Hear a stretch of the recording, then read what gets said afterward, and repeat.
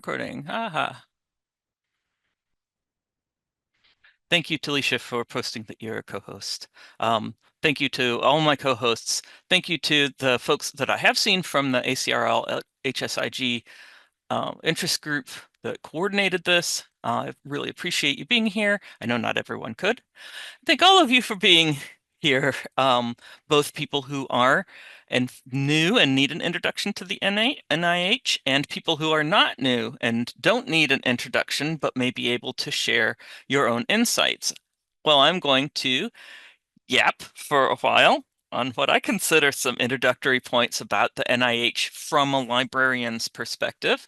There are many great videos out there on introductions to the NIH from either a researcher's perspective or a research administrator's or the grants office perspective. Lots of them out there that are much more informative than I could be. But I'm going to try to specifically do a health sciences librarian's perspective on the NIH. I did post in a few places saying, like, even if you are already an expert on the NIH or have been working on NIH topics for a while, please feel free to come and share your perspective in the chat.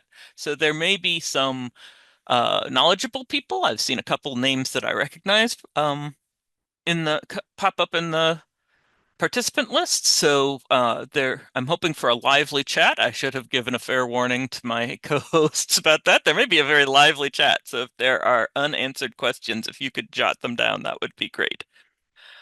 Um, and or otherwise help wrangle them. Thank you. Surprise. So it's now several minutes after the top of the hour, and I'll start my slideshow. This is the October 1st Friday Forum for the ACRL Health Sciences Interest Group. The First Friday Forums, it is being recorded. It will be posted to the ACRL Health Sciences Interest Group LibGuide, along with a set of slides. There is also a PDF of the slides that I just posted a link to in the chat. And if there's anyone here that wants to add anything that I did not say from the ACRL Health Sciences Interest Group leadership, please feel free to add that.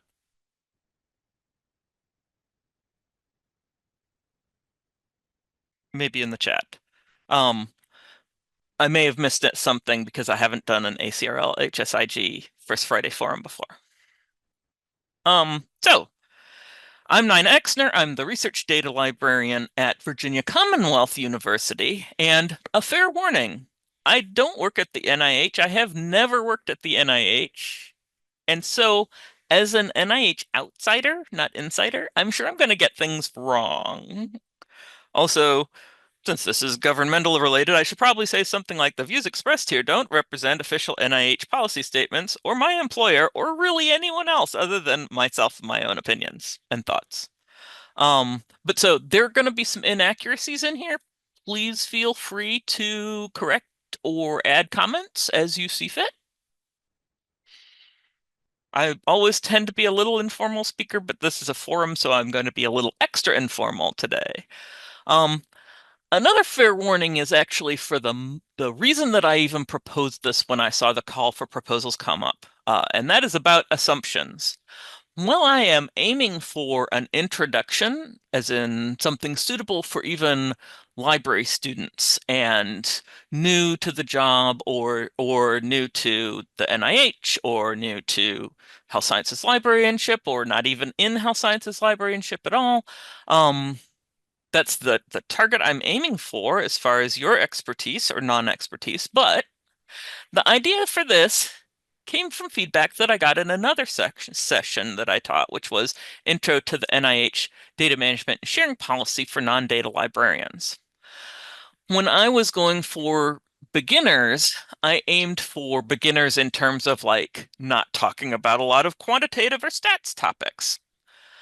But I did assume that people there would have heard about the NIH, and I gave some other assumptions too. But one of the things that I neglected in that session to say was like, Why do we even care about the NIH's policy anyway? I just like rolled right into, so you all must know about that new NIH data policy thing. Um, so I may make similarly foolish assumptions in this, and feel free to tell me to back my truck up and explain what I meant. I've tried to hit all of the things that the NIH assumption free discussion might be, but as was just pointed out, the NIH is the National Institutes of Health. I already jumped into my warnings without even getting that far. And I'm actually gonna be really weird here and jump out of NIH entirely and give you some pre-NIH background that uh, we'll loop back to in a minute, the NIH, but something totally different seeming, maybe, from the NIH is I'm going to give you some not at all dictionary-ish definitions about grants. And then I will explain why it's relevant to the NIH, because the NIH gives grants. So, a grant is funding to a person or organization to do something specific. A research grant is funding to an institution, typically, to do defined research, and it's a little different than saying something very contractual, like you will deliver the answer to this question, because people who give grants for science regularly kind of know enough about science that they know that science is squishy, and so it's not very like cut and dry things. Um, so a research grant is money that comes to an institution, such as, but not exclusively, a university, to make sure some kind of research happens. There are other types of grants that also come to faculty or to universities, such as project grants, program grants, center grants. And those are grants to do a project, grants to do a program, grants to do a center. There's other ways that centers get funded too. Um, Centers is a squishy concept that I'm not going to go into very much. Um, but so think about research grants. Medical and health sciences research is heckin' expensive. There's just a lot of stuff that has to go into medical research. People have to buy machines to do Western blots and to do flow cytometry, and they have to do stuff that makes cell culture happen, like petri dishes and media, and just there's just all kinds of stuff you've heard of, stuff you haven't heard of. There's just lots of stuff that goes into medical research, and it's expensive. Some of it's consumable too, so you have to buy it over and over, like petri dishes. On top of that, grants, which we use to pay for a lot of those expenses, are also how campuses can pay for research assistants and postdocs and other people to get research done. So, health sciences and medical research is just, it costs a lot. That medical academic research or academic part of that medical research gets funded about 55% by the federal government, the US federal government. In the US, academic research is about 55% funded by the government. It's only about a quarter from the universities themselves. So only about a quarter of the cost of research comes from universities saying, yeah, I'm going to buy you this equipment, and yeah, I'm going to fund these research graduate students. So only about 25% of those costs is covered by your university, on average. So a university.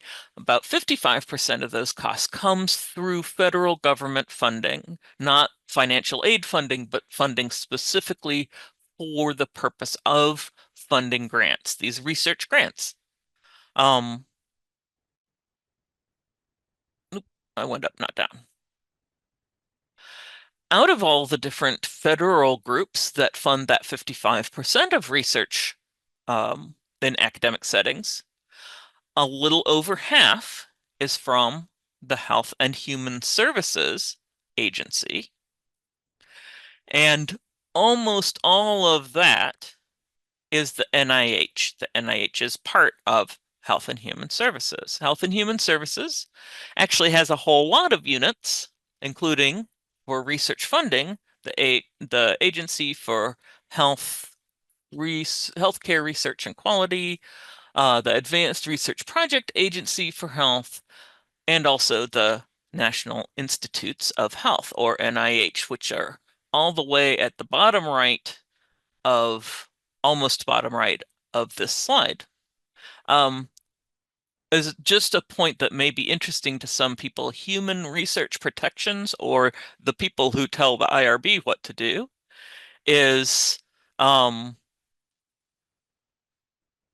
is also part of the Health and Human Services, but not actually in the NIH, even though they have to do with research. So this 56% of 50% of the funding. So that we're getting smaller and smaller slices, but they're pretty big smaller slices. Comes from the NIH, or the National Institutes of Health. In 2023, research project grants, there were 11,000 research project grants funded by the NIH, or National Institutes of Health. And the average size of those was about $600,000. That counted the funding that went to the researchers, as well as funding that went to the institution to keep the lights on. And there's links in the slides, because I couldn't explain everything. And here's a link to the PDF of the slides. Because there's all kinds of stuff that I couldn't think of explaining. And looking at the chat, I see the comment that foundation funding is only 9%, and humanities sectors and libraries get quite a bit from other sources, including foundation funding, but also the much smaller agencies like the Institute for Museum and Library Studies and the National Endowment for the Humanities, and some other federal funders, but also non-federal or foundations. Is indeed a really small slice for a lot of library interests. So, compared to the funding out there for medical and science and research, humanities and social sciences get a lot less. There's a lot of squish there, so that's not what I would call a precise statement of a lot less, just less. So research grants, 11,000 of them were added in 2023. So this is just a lot of research money going on, as well as a lot of the academic research enterprise has to come or comes from, at this point, the federal funders.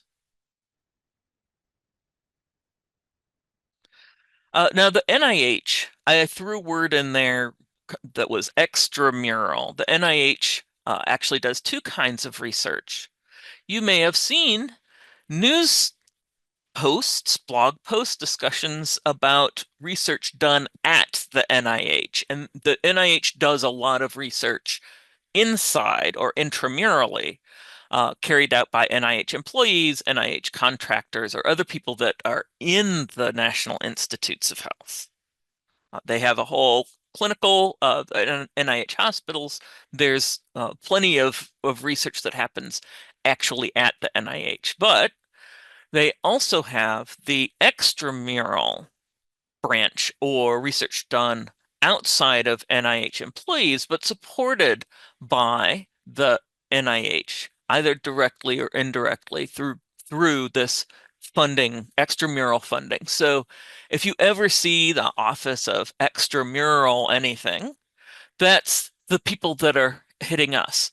On the other hand, if you're Googling for information on something about the NIH and you see that it's intramural, that may be only talking about the people at the NIH and not talking about your universities unless you happen to be at the NIH. In which case, people at the NIH are listening to me talk about the NIH. Scary. So those NIH extramural programs, that's a fancy phrase for the research grants they give. Um, and those are that big dollar chunk of the health and health adjacent research that is funded at higher education. And health and health adjacent is actually a pretty broad range of things, including like bench biology, science, purely in the lab biology, including mental health, gerontology and aging. There's lots of things that could be considered social sciences and biobehavioral science, as well as this more like directly clinical trials type of stuff. There's bioengineering research that happens. There's bioinformatics, tons of informatics research that happens. So health and health adjacent is a really big, broad definition. But of course, campuses that want to pursue research grants, which is not actually all campuses. There, sometimes if you're at an R1 or a research-focused campus, it feels like every university must be interested. But since there may be some students here, LIS Yep. students here, I Hold on do. 1 minute. I just need to disconnect audio. Okay. Someone may want to check and see if there's someone who hasn't been muted. Okay. The um mm, sorry, my brain shut down for a second there. Ah, not okay. Since some LIS people students. are, thank you, LIS students, and some people here may be LIS students, and so this whole like conversation may be really weird. Some campuses that you might get a job at if you become an academic or health sciences librarian, um, are really into research grants, and a lot of faculty work at those. And so you may have heard from the people teaching your classes that, oh, everyone's chasing research grants. There are actually a lot of teaching focused campuses that do not really focus on research grants because research grants it can be a losing proposition for a campus. So there's many different campus strategies about whether they want to pursue research grants as a big strategy or not pursue research grants as a big strategy of the campus. So that's just a point for library students because I know sometimes when I talk to library school faculty, um, they really research that if they're at a research focused campus, one can really get a vibe that like everyone is at these very research interested campuses. And that's not always true. But if you're at a campus that has a big research enterprise strategy, a grant focused strategy, they probably want to get that money from the NIH because the NIH puts more money out there than the DoD for research grants. I mean, that's just a lot of research grant money. So it's good to know whether the NIH is your main funder at your campus. I'm at a campus with an academic medical center and a school of medicine, and so that's a big chunk of our funding. But I've been at a place where we got mostly NSF and USDA, and NIH was a much smaller component of our funding. So knowing whether the NIH is your big funder or not can help you kind of get a vibe of some of the campus research and faculty frustrations that you might interact with. Um, but to get a grant, researchers, by which I mean faculty, by which I mean your faculty, have to apply for those grants. And so if that campus wants to pursue grants, they are probably pressuring researchers at the campus to get those grants. Campuses that have a big grant machine talk about the campus research enterprise, and I'm sure I already used that phrase and probably confused some people with that phrase. Grants are actually made typically to the institution. Don't tell your faculty that because they may not believe you, but it's the truth. Most grants, especially research grants, are made to the university, which means the university is required to make the terms and conditions of the grants happen. If the faculty member wins the lottery and goes off to Tahiti and says, I'm not gonna teach anymore, they're gonna leave that grant behind. And the fact that they left doesn't doesn't actually make the grant responsibility disappears. So, university that emphasize grants personship and the pursuit of grants may talk about the research enterprise as this whole like large body of very important staff and infrastructures, research administrators, scientific grant writers, research staff, core facilities, clinical research professionals, and lots of other people, including research-facing librarians, that make the research enterprise happen. And faculty PIs, PIs means principal investigator, definitely those PIs, those faculty members who are leading or principally investigating grants are a big part of it, but there's a whole like context around it, which can get kind of confusing. Those faculty PIs can have a bit of a love-hate relationship in my experience with grants. Um, if faculty want to have research students' lab equipment, consumables, course release time, which is to say time out of teaching to do their research, and a lot of other research expenses, if they want those covered, they need to get grants.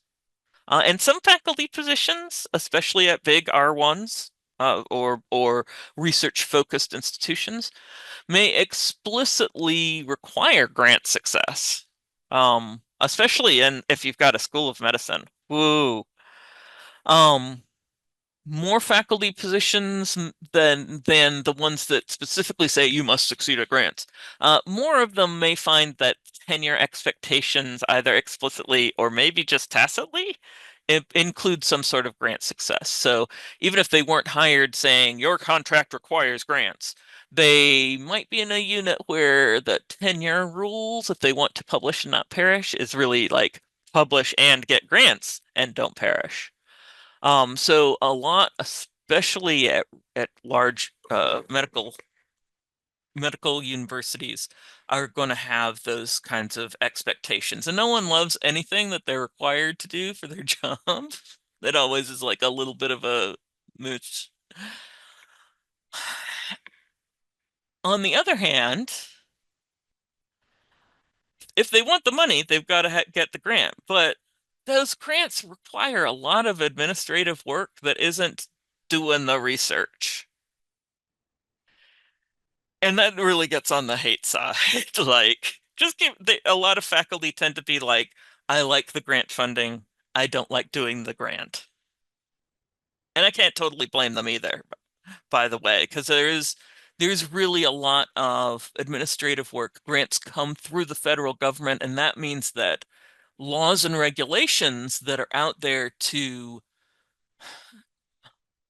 improve the accountability to the taxpayer of federal money, which comes from us as taxpayers. The proportion of the NIH, I pay for the NIH, the proportion of that is like a shaved edge of a penny, but still, all the laws that get voted in for accountability of federal funds affect these processes. And so there's a huge amount of administrative work that comes down to the NIH processes as a result of things that we want the government to do, like be accountable. So there's just a lot of kind of extra that isn't doing the research, which is the part the faculty tend to love. In a really kind of general, maybe even it possibly so general and basic as to be inaccurate flow, the grant and research experience of a faculty member, your faculty member possibly, or PI. If I say PI, I mean your faculty members. If I say faculty members, I kind of mean PIs. Um, a general sort of concept of how this works is they get their dissertation or postdoc or other initial data collection, and they use that data to write a grant proposal saying, like, I already know a little bit of this and I want to learn more. That grant proposal gets submitted to someone at their campus in an office that may be called the Office of Sponsored Programs or the Office of Research or the Office of the Vice President of Research or the Office of the Vice Chancellor of Research or any number of things, the people that are called the grant office informally. They submit that proposal through the grant office's pre-award unit, and that's about as much grant office terminology as I'm going to give here. I've spoken about that elsewhere. Hit me up if you want more grant office terminology. Hopefully, if they're lucky, that faculty member gets and institution get the grant awarded. And then they start the science and get the money in some order. They may start the science before they get the money. They may get the money before they start the science. A lot of that depends on how grants are run at that institution. Probably they start the science and then get the money, though. Um, and then that money covers somewhere between 3 to 5 years of doing the science to find the science, to find the answer to the thing that they proposed in that grant proposal back in the second bullet. In the course of doing that, they publish articles about the science. Then, in some order, they apply for a new grant and close out the old grant. If they don't want a big gap in their funding, though, they're going to have to apply for the new grant before they close out the old grant because there's usually a it takes a while from submitting the proposal to getting the grant awarded. So somewhere in between there, they're going to apply for a new grant to do more science and close out the old grant that paid for them to do science. Although I am a data librarian, I have just lost data librarian cred because I didn't put this in a circle.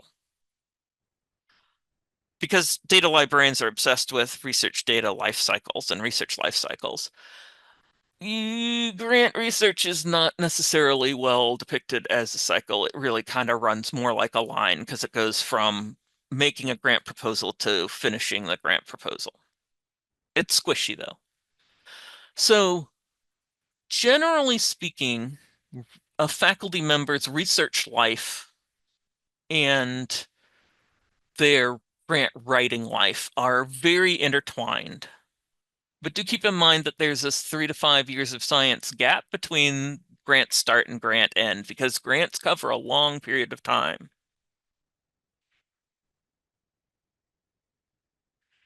Saying, "Oh, I'm writing a grant" sounds very straightforward, but every funder is different, even among federal funders. And once you start thinking about foundation funders, I don't even know how people keep up with all those rules. I literally do not understand how my colleagues in research administration can keep track of it all. They must all be geniuses because it's just a lot. Um, every funder is different, but every funder, even foundations, has some kind of administrative requirements. Also, every funder is very competitive because if there's money to be had, there's a bunch of people who want to have it. How hard is it?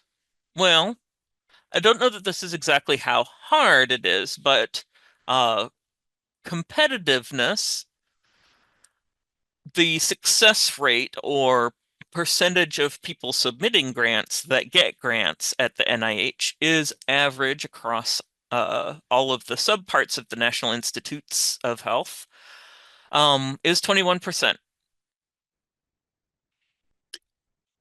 You could ballpark say that means that you have to submit 5 grants to get one.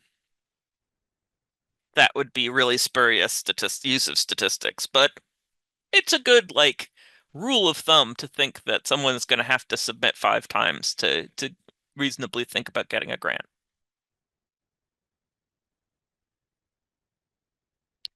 That success rate or competitiveness Also varies a lot by IC. IC? What does I see? What do I see when I say I see?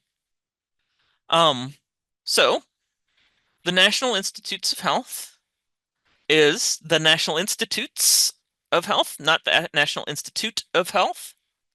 The S in institutes is because there's actually a lot of different institutes of health. You've even heard of one of them, probably. It's the NLM, or the National Library of Medicine. Um, as a side note, if you're ever hobnobbing with colleagues in the library world, there is an NIH library, which is not the same thing as the NLM. The NIH library is a library that supports the NIH employees and people at the NIH. The NLM is like the library for the whole nation. So they library for all of us through PubMed, especially, and many other resources. Well, there is also separately an NIH library. The two don't I'm not saying they don't talk to each other. I imagine they do. I don't know. But they're not the same people. They don't answer to the same people. You can't really ask one about questions about the other necessarily. So there are a lot of institutes, including the NLM. There are a lot of others. There are 26 others, in fact, a total of 27 institutes and centers. There's a picture on the side of them if you prefer pictures, or a link in the PowerPoint slide PDF of the slide deck, which I should probably put back in the chat just in case anyone logged in quite late. Um, you can see the list of all 27 ICs. If it is my informal experience and what I have heard from people not at all at the NIH, but people who work at universities in the grants offices or the research administrators, that the NIH institutes are a lot more separate. They're like 27 totally different funders that are under a shared umbrella of practice, unlike the NSF, where the directorates are a lot less separate, are really more like different people that are like in different units, but really in the same organization. Um, and the NIH is really more like totally separate organizations that have to have whole sets of processes to try to coordinate. I don't know how much that's true, but if you're coming from a campus that has worked with other funders, you may find the institutes a little bit more divergent in the way that they interact with their faculty, which may mean that your faculty are more divergent in their understanding of, or more have a lot more variation and differences between each other in how they talk about and seem to interact with their NIH people. This could be really important if you talk to, say, a faculty member at the National Institute of Nursing Research, then you talk to another faculty member at the National Cancer Institute, and they seem like they're not even talking about the same funder sometimes, which has been my experience. That's may be an artifact of how the NIHs are set up, or that may be unique to me and a few people I've talked to. I don't know. Just a thing to know about the vibe. The biggest institutes and centers by the funding that they give out are the National Cancer Institute. That's probably the other one you have heard of. If you, in addition to the National Library of Medicine, you may have heard of the National Cancer Institute. You may or may not have known it was part of the NIH. Two others, though, the National Institute of Allergy and Infectious Diseases and National Heart, Lung, and Blood Institute. But there's, like I said, those are the biggest, but there's 27 of them, and all of them are at least a little big. Um, so when a researcher applies for a research grant, they apply to a specific institute. So they are going to say, well, this is an allergy type of topic. I'm going to go apply to the NIAID, or National Institute of Allergy and Infectious Diseases. Um, and so then they're going to be within that garden, and they're not likely to just like flip that grant to a different institute. They they would have to like re-strategize before trying to do their research under heart, lung, and blood, for example. So they're really separate, and understanding the individual ICs that are popular at your campus might give you some insight into those faculty, especially if any of you are subject liaisons primarily. You may look at which ICs that your subjects focus on to see, like, do they have special additional guidance or information above and beyond the general all NIH stuff. We've seen that a lot in data land recently, where a couple of the ICs have really stood up some have created some websites that are really informative, but also much more specific to the goals of that institute or center. Also, when a research, and I'm seeing some good comments in the chat, like, for example, the NLM has its own division of extramural programs. NLM, runs so many platforms and programs that they may be a little different from others, but my experience is that most of the institutes have a website for extramural affairs, or maybe most of their website is extramural affairs and they have a website for intramural um, as a separate section novel. So when a researcher applies to funding, in addition to applying to a specific institute or center, they also apply to a specific funding mechanism. This is getting a little bit into the weeds, but it's a piece of getting into the weeds that sometimes is helpful in listening to the jargon that your PIs may use. So I'm gonna throw this weed at you anyway. This is also a different thing from other funders. Oh, this whole thing about the way that they do specific funding mechanisms primarily is really different from the way that NSF, USDA, any of the others um, do specific funding mechanisms. One of the differences that's useful to know is this funding mechanisms, or grant programs, grant opportunities, you might call them casually, ways that they allow people to ask for grant monies. Um, Includes something called parent mechanisms, which are kind of non-specific, ongoing funding approaches. Instead of saying, I'm the National Cancer Institute, and I'm going to put 20 opportunities out for grants that all need to look at metastatic propagation and its interactions with with the genome. There, I'm going to fund 20 people who do the genome and metastasis. I'm totally making up cancer words there. Well, no, they're real words, but that wouldn't be exactly how a funding opportunity worked, even at the another funder.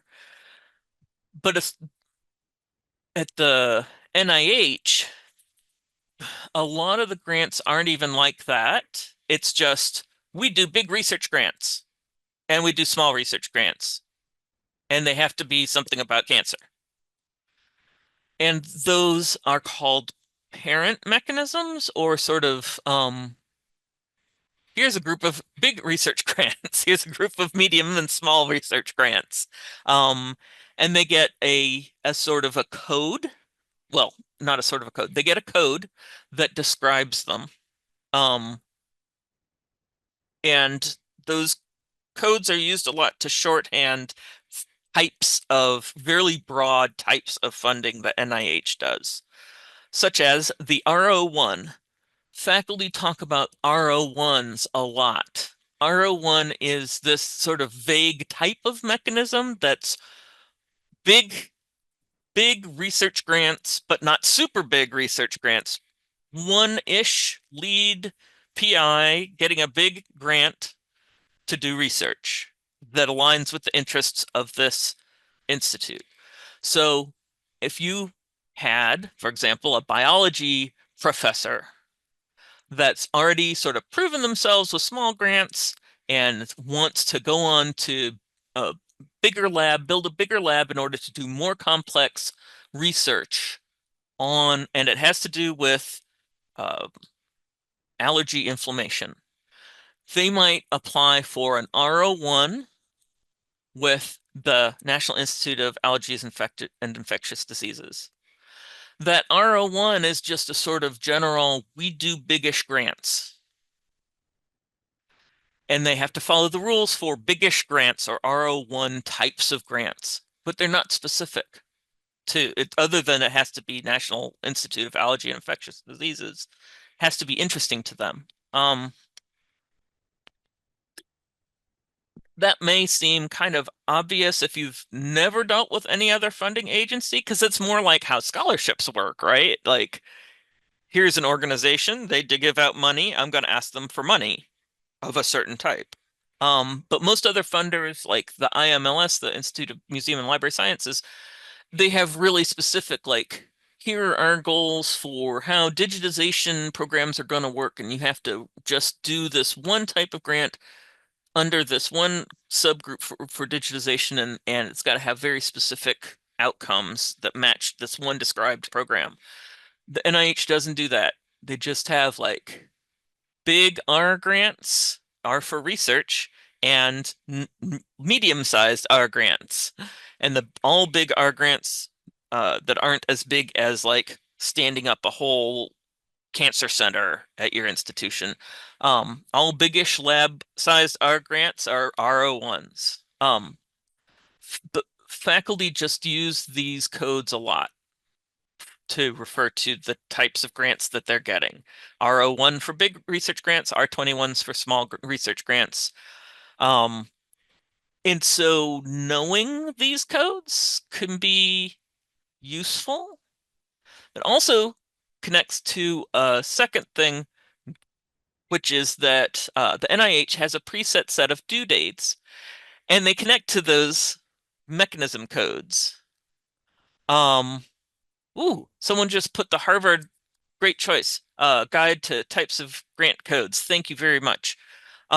So the link that's in the PDF of the slides has a link to when like new R01s are due and when renewing R01s are due throughout the year. If you want to know more about what those mean, you might try the link that's in the chat to the Harvard Guide on grant codes. Most of the grant code you don't need to know that much, but there's a few like the R01 that just get used a lot.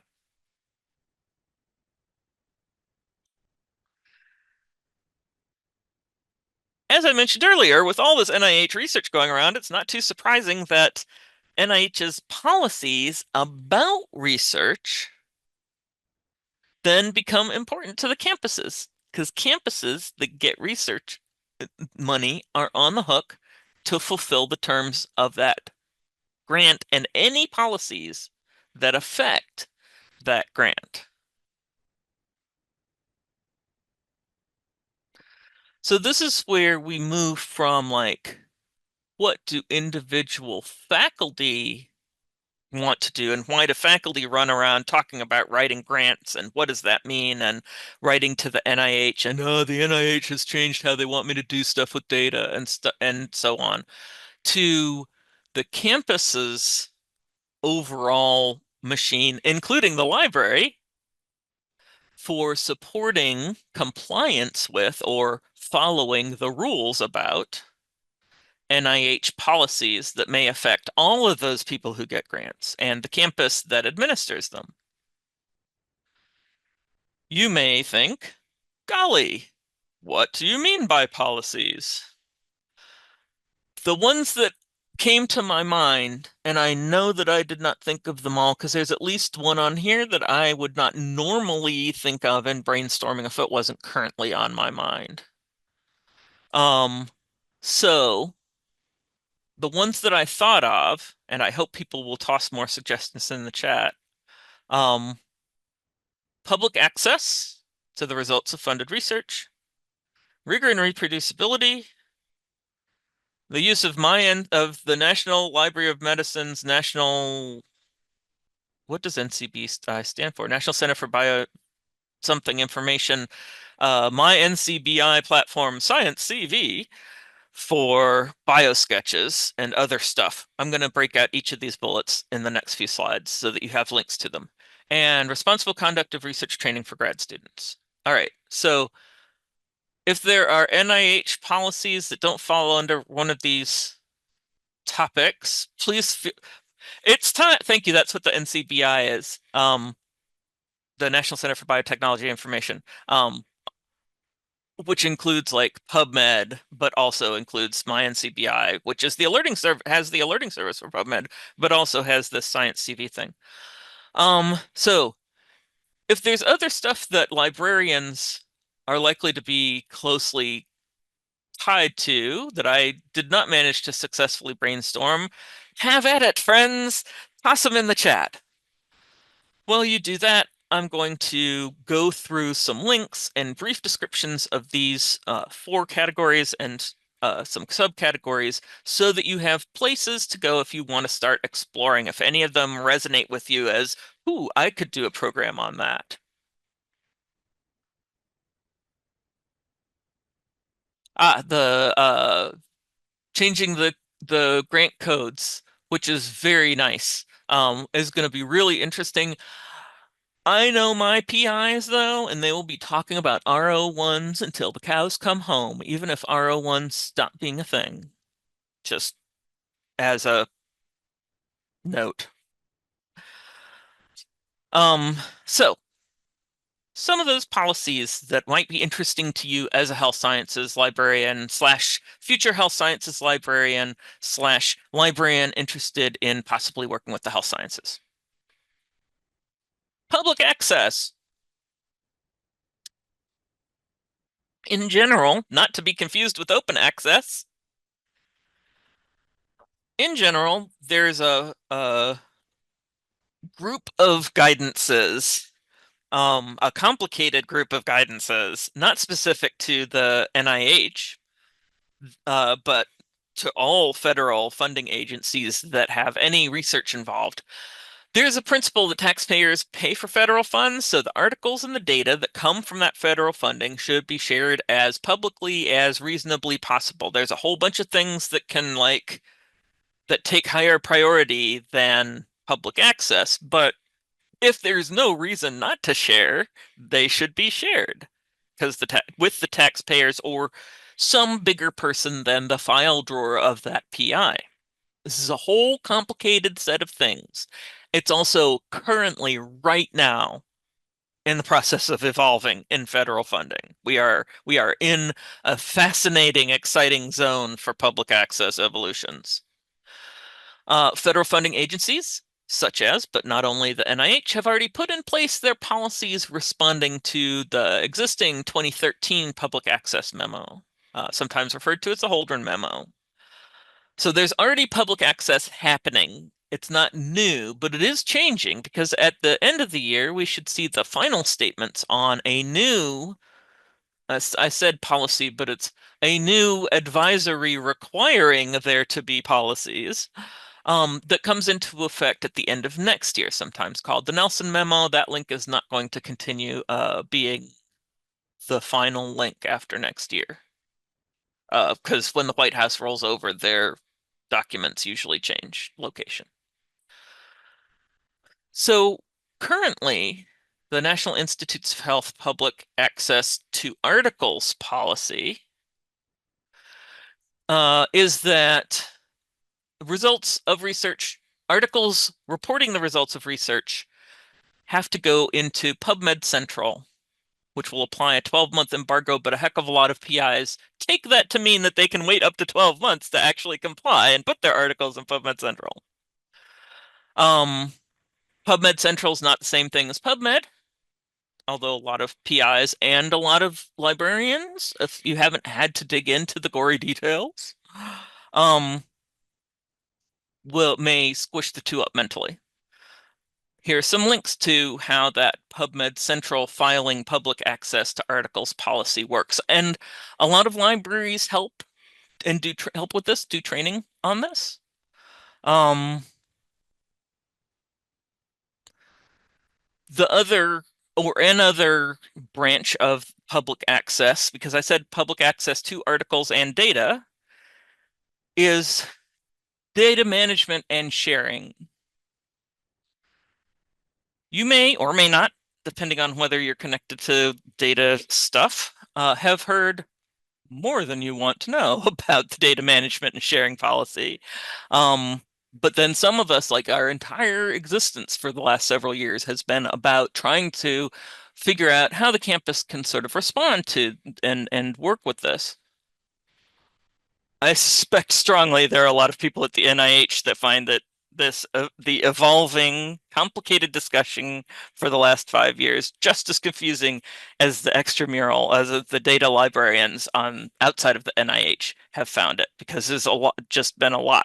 There's a sort of balance between like how how tight or loose should the NIH guidance and the institute and center responses to that guidance be? And what are the crazy tricks that PIs are going to try to pull through either deliberate trying to get out of sharing their data or just accidental, I don't know what I'm doing, or this the complexity of data.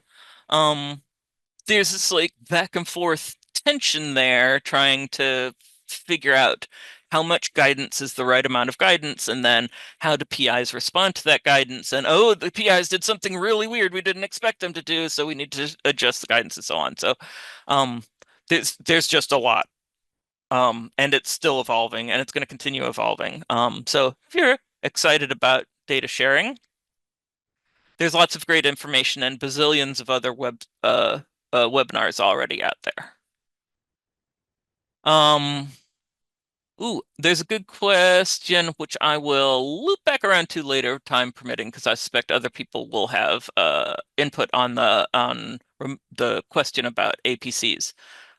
Yes, APCs can go into grant proposals is the super short answer, but there's a long, complicated answer. Um, so I'll leave that for the Q&A period. So public access. If you want to see a non-NIH public access discussion, Spark, SPARC, someone might be able to put Spark's URL in the chat, is a great place that's sort of library centric on thoughts about that policy. For something you may have heard a lot less about, but is still really relevant to libraries, rigor and reproducibility. On rigor and reproducibility is like a whole kind of set of policies about making science more statistically accurate and also more reproducible. You shouldn't define a term with the term you just used, but I can't think of a way to say it because there's a lot of complicated pieces to what they call and don't call reproducibility. But there's two pieces of rigor and reproducibility that I think are especially relevant and interesting to libraries. One is something that has the really exciting phrase or description of rigor of the prior research. That is exactly how it's said. Um, uh, and lots of other topics are also covered at this link on reproducibility.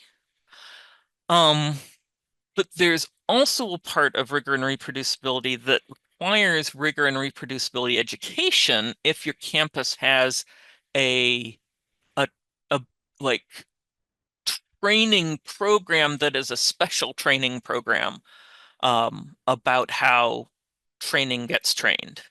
How trainees get trained, not an individual lab saying, I'm going to get a graduate student, but maybe a special skilling up in neuroimaging or something like that. We're going to have an institutional intensive program to focus on the need for uh, more neuroimaging science.